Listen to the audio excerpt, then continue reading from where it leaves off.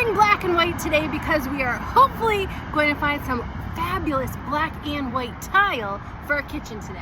Let's go. So I feel like I've basically been cyber stalking this tile company that's based in Dallas, Texas. They appeared on my Instagram feed like 6 months ago, and I've been loving all of the colorful stuff, but we decided to go with more of a black and white tile.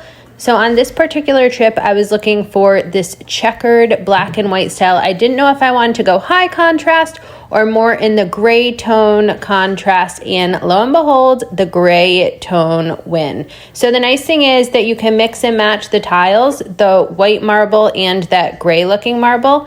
The studio is so beautiful. I honestly want to find reasons to retile my entire house just because everything here was so pretty. I just love being surrounded by beautiful art, and I really do consider tile to be a part of that. I thought this tile was super funky and cool. I wish I had like a million Airbnbs to redesign or a million restaurants to design, because I would just use this tile in every single project.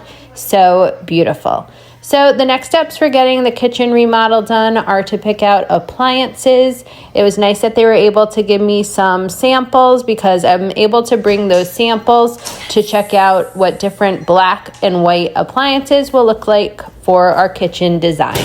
I'll be sharing more of our kitchen updates here on Sip Bite Go, so stay tuned for that. But I'm happy to have found the perfect checkered marble floor for our project, and I'm really excited to see how this design all comes together. I do get nervous sometimes because it's a lot to picture in your head, but I think picking out the tile was a step in the right direction. Till next time, hope you have a great day. Bye!